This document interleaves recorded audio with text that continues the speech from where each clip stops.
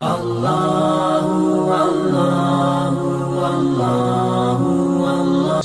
الرحمن الرحيم وما تقدموا لأنفسكم من خير تجدوه عند الله هو خيرا وأعظم أجرا صدق الله العظيم.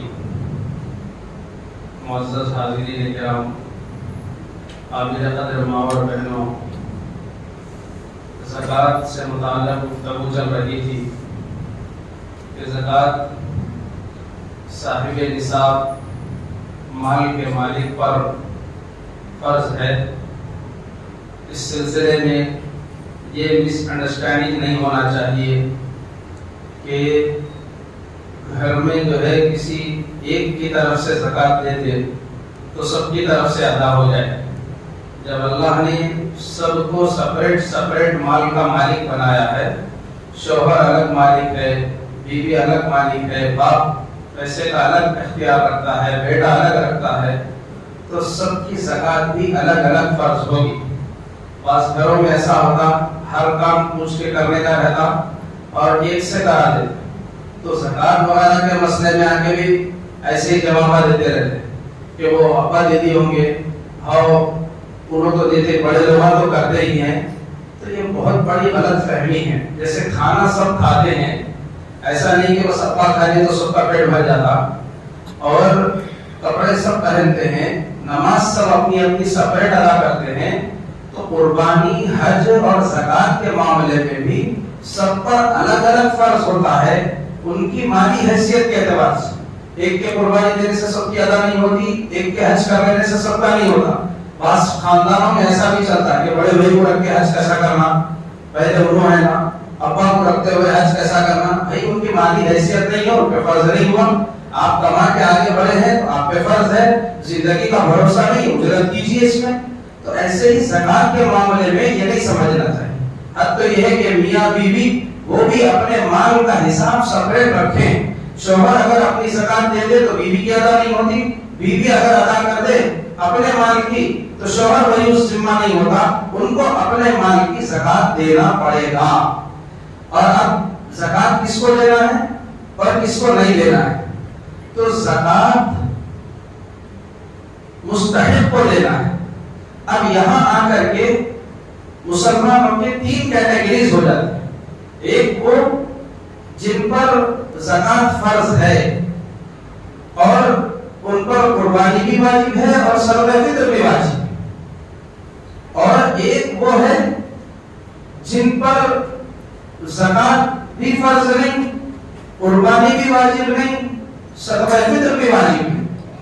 کیوں؟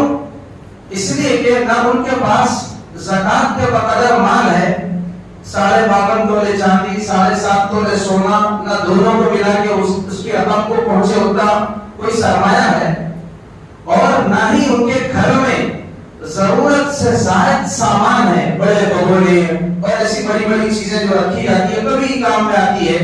تو اگر ان کا ریٹ لگایا جائے تو وہ 52.5 تولے چاندی کو پہنچتی ہے. تو ایسا سامان بھی نہیں ہے، تو ان کے اوپر صدقہ فطر بھی واجب نہیں ہے، ان پہ قربانی بھی واجب نہیں ہے، اور ان پہ زکوٰۃ بھی فرض نہیں. ایسے لوگ زکوٰۃ لے سکتے ہیں جن کے پاس کچھ بھی نہیں ہے. ایک طبقہ وہ ہے جن کے اوپر زکوٰۃ تو فرض نہیں ہے لیکن قربانی واجب ہے، صدقہ فطر واجب ہے. یعنی ان کے پاس سونا چاندی تجارت یا پیسہ تو نہیں ہے، لیکن گھر میں اضافی سامان ہے جو چاندی کی قیمت کو پہنچتا ہے. تو ایسے لوگوں پہ قربانی اور فطرہ تو واجب ہوتا ہے لیکن زکوٰۃ لینے کی ان کو اجازت نہیں ہے. اس لیے دیتے وقت ہم یہ بہت خیال کریں. یہ مس انڈرسٹینڈنگ چلتے رہتی، جن کے اوپر زکوٰۃ فرض نہیں ان کو زکوٰۃ دے سکتے. یہ بولنے میں بہت ایزی ہے لیکن یہ غلط بات ہے. اس میں یہ نزاکت ہے، اس کو ذہن میں رکھنا چاہیے. اسی طریقے سے مالدار آدمی کو زکوٰۃ دینا درست نہیں، مستحق کو دینا چاہیے. اس میں فقیر ہے، مسکین ہے اور قیدی ہے، قرض میں ڈوبے ہوئے لوگ ہیں. اس کی تفصیل اللہ تبارک و تعالیٰ نے آیت میں بتائی ہے. تو ان لوگوں کو زکوٰۃ دی جا سکتی ہے، دینا چاہیے. اور رشتہ داروں میں اگر مستحق ہے تو ان کو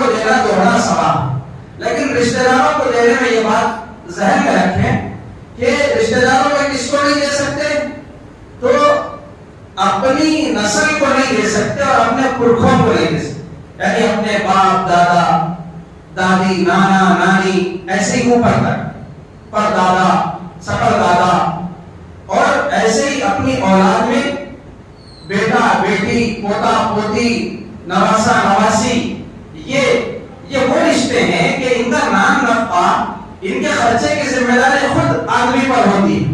تو اگر ان کو زکات دے گا تو پھر بات وہی ہو جائے گی کہ گھی کہاں گیا تو کھچڑی میں, تو زکات کہاں گئی تو اپنی ذات پہ خرچ ہوگی, تو یہ درست نہیں ہے, زکات ادا نہیں ہوگی. اسی طرح بیوی شوہر کو زکات نہیں دے سکتی اور شوہر بیوی کو زکات نہیں دے سکتی, تو ان رشتہ داروں کو زکات نہیں دے سکتی. اس کے علاوہ جو بھی ہے مستحق ہونا چاہیے, شرط یہ ہے ان کے پاس قربانی واجب ہونے کا نصاب بھی نہیں ہونا چاہیے. تو پھر ایسے بھائی بہن بہن بھائی اور چچیرے خلیرے ممیرے اور سسرالی رشتہ داروں کو زکات دی جا سکتی ہے. شرط یہ ہے کہ مستحق ہو, یہ رشتہ داروں کو دینے کا سوال. اسی طریقے سے جہاں ہم ضرورت مند رشتہ داروں کو دیتے ہیں خونی رشتے کو دیکھ کر, ایسے ہی اس موقع سے ایمانی رشتے کا بھی لحاظ رکھنا چاہیے. یعنی دین کے کاموں میں جو لوگ کھپے ہوئے ہیں, اللہ تبارک و تعالیٰ نے فرمایا للفقراء الذین احصروا فی سبیل اللہ لا یستطیعون ضربا فی الارض, وہ ضرورت مند لوگ جو اللہ کے راستے میں گھرے ہوئے ہیں ان کو چانس ہی نہیں ملتا کہ وہ زمین میں جا کے کچھ روزی روٹی کی شکلیں بنائیں. یحسبهم الجاہل اغنیاء, نادان لوگ ان کو مالدار سمجھتے ہیں من التعفف, اس لیے کہ وہ کسی سے ہاتھ پھیلا کے سوال نہیں کرتے. لا يسألون الناس الحافا, پاک دامنی سے رہتے ہیں. تو ایسوں کو لوگ ضرورت مند نہیں سمجھتے, حالانکہ وہ راہ خدا میں پڑھنے پڑھانے میں دینی خدمات میں اپنے آپ کو اتنا زیادہ فکس کیے ہوئے ہیں کہ اب ان کو اپنی فائنینشیل فکریں کرنے کی فرصت نہیں ہے. وہ امت کی فکر کو اوڑے ہوئے ہیں. چاہے ایسے دینی مدارس ہوں, اس میں پڑھنے اور پڑھانے والے اساتذہ اور طلبہ, شرط یہ ہے کہ وہ اصول اور ضابطے کے مطابق کام کرتے ہوں, وہاں پر لکھائی پڑھائی ہو اور حساب کتاب میں صفائی ستھرائی ہو, قابل اعتماد جو ہو. ایسی جگہوں پر زکات دینا, اس کا مشورہ اللہ دے رہے ہیں, ایسی جگہوں پر خرچ کرنا چاہیے.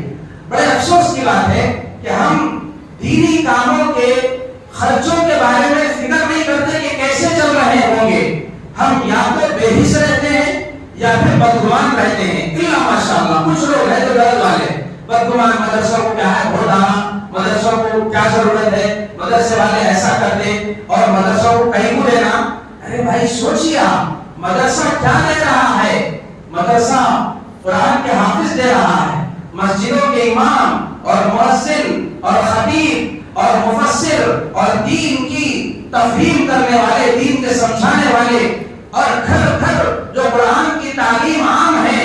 آج مسلمانوں کا بچہ بچہ جو دین سیکھا ہوا ہے, تو یہ کہاں سے نکل رہے ہیں؟ مدرسوں سے پڑھے ہوئے لوگ دین کا جال ساری علاقے میں پھیلا رہے ہیں. اور اتنا ہی نہیں بلکہ آپ آگے بڑھیے, پارلیمنٹ میں بھی اگر اسلام کے خلاف کوئی اعتراض کیا جاتا ہے تو کوئی بل پاس ہوتا ہے, تو اس کا جواب دینے کے لیے, اس کے روکنے کے لیے کسی کو زبان کھولنے کا موقع آتا ہے, تو ان کو بھی مدرسے سے پڑھے ہوئے لوگوں سے فائدہ اٹھانا پڑتا. اس کے بعد وہ دین کی تشریح نہیں کر سکتے. اور ایسے ہی وہ کورٹ میں اگر کسی بل کے خلاف لڑنا ہو تو وہاں وکیلوں کو بھی اس کا صحیح طور پر ریپریزنٹ کرنے والے وہ مدارس کے فضلاء ہوتے ہیں. خلاصہ یہ ہے کہ اگر سماج سے مدرسوں کو نکال دیا جائے, بند کر دیا جائے, تو ایک اندھیرا چھا جائے گا اور نسل پتہ نہیں کیا بن جائے گی, یہودی بن جائے گی, لبرل بن جائے گی, کرسچن بن جائے گی, بے دین ہو جائے گی, خدا بیزار ہو جائے گی, خدا کے باغی ہو جائیں گے. پھر اللہ کی بندگی پہ قائم رہنا مشکل ہوگا. اس کی اہمیت کو غیر مسلم سمجھتے ہیں اور وہ بار بار آواز اٹھاتے رہتے ہیں کہ مدرسوں کو بند کرو. اور مسلمانوں کا اگر مدرسوں کے ساتھ سوتیلا رویہ رہے گا تو یاد رکھیے غیروں کا آواز اٹھانا اتنا نقصان دہ نہیں ہے, اپنوں کی دوری ہے بہت زیادہ نقصان دہ. مدرسوں کے لیے کوئی نقصان دہ نہیں, قوم کے دین ایمان کے لیے نقصان دہ ہے. اگر وہ دور ہوں گے مدرسوں سے, علماء سے, حفاظ سے, دین کے ترجمان سے, تو ان کا دین اللہ ہر حال میں اس کو چلا کر رہے گا، کوئی اس میں حصہ داری لے یا نہ لے، لیکن جو یہ دولت ہے اور یہ جو سعادت ہے اس سے محرومی بڑی بدنصیبی کی بات ہے۔ ہمارے بزرگان دین نے اس ملک کے آزاد ہونے کے بعد یہ طے کیا کہ اب مدرسوں کو، دینی نظام کو کوئی حکومت نہیں چلائے گی اور کوئی نوابوں کے حصے میں نہیں جائے گی، اب یہ دولت عام مسلمانوں کے خرچے سے چلے گی، اب یہ دولت ان کے حصے میں آئے گی۔ اس لیے ہر مسلمان کو اس کی اہمیت کو سمجھنا چاہیے کہ مدرسے میں پڑھنے والے مہمان رسول ہیں، ان کی خدمت ہمارے لیے سعادت کی بات ہے۔ ہونا تو یہ چاہیے ہماری اولادیں مدرسے میں ہوتی، ہماری زندگیاں قرآن و حدیث پڑھنے کے لیے کھپتی، اگر یہ نہ ہو سکے تو کم از کم ہمارا خرچے سے مدرسے چلنا چاہیے۔ ہمیں اپنی ہر غمی خوشی پہ یاد رکھنا چاہیے، ہر آمدنی اور ہر ترقی پہ یاد رکھنا چاہیے، اور اپنی آمدنی کا ایک حصہ دین کے کاموں کے لیے وقف کرنا چاہیے۔ ایسے مدرسے جو اصول اور ضابطے کے مطابق کام کر رہے ہیں، مؤثر ہیں، تو ظاہر سی بات ہے بجٹ لازمی چیز ہے، یہ گاڑی میں پیٹرول کا درجہ رکھتی ہے، اور اگر ہم اپنے عمومی عطیات سے نہیں تو کم از کم آخری درجے میں زکات کے ذریعے سے ہم بھرپور مدرسوں کو مستحکم کریں، ہم مدرسوں سے وابستہ ہو کر اپنے دین ایمان کو مستحکم کریں، اور ہم اپنے مال و اسباب کے ذریعے سے مدرسے کو مستحکم کریں، اس لیے کہ یہ ہمارے ایمان کی حفاظت کے قلعے ہیں، اور آگے چل کے اگر ملک کے قوانین بدلیں گے تو ہمیں مدرسوں سے اتنا ٹچ میں رہنا ہے کہ ہر گھر کو مدرسہ بنا کے چھوڑنا ہے۔ جب تک عوام میں جوش، جذبہ، سینسیٹیوٹی رہے گی تو انشاءاللہ دین ایمان محفوظ رہے گا۔ ہمارا ملک اسپین کی تاریخ نہیں دہرائے گا، لیکن جب عوام میں بے حسی آ جائے گی تو پھر وہ حکمرانوں کے قانون کوئی بات نہیں، ہماری غفلت ہم کو نقصان پہنچائے گی۔ اس لیے ایسے موقع سے دینی مدرسوں پر خرچ کرنا یہ دوہرے اجر و ثواب کا باعث ہے، اس کو بھی فراموش نہیں کرنا چاہیے۔ جہاں ہم اپنے خونی رشتہ داروں کا لحاظ رکھتے ہیں وہیں پر ایمانی رشتہ ہے، یہ قرآن کا رشتہ ہے، تو اس کا بھی ہمیں اخلاقی فریضہ سمجھ کر کے خیریت کیفیت دینا چاہیے، اور بڑھ چڑھ کر کے اس میں حصہ داری ہونا چاہیے، بلکہ ہماری ایک فکر ہونا چاہیے کہ ہر مہینہ مستقل ہمارا بجٹ، ہمارے گھر کا سرمایہ دین کے کاموں کے چلنے میں کام میں آنا چاہیے۔ اس سے اللہ کی رحمتیں اور برکتیں متوجہ ہوگی، اور ہم امت کے دین ایمان کی حفاظت میں حصہ ملنے والے ہوں گے، اور قبر میں ہم اللہ کو منہ دکھانے کے قابل ہوں گے۔ اللہ پاک سے دعا ہے کہ اللہ پاک مجھے، آپ کو، سب کو کہنے سننے سے زیادہ عمل کی توفیق نصیب فرمائے۔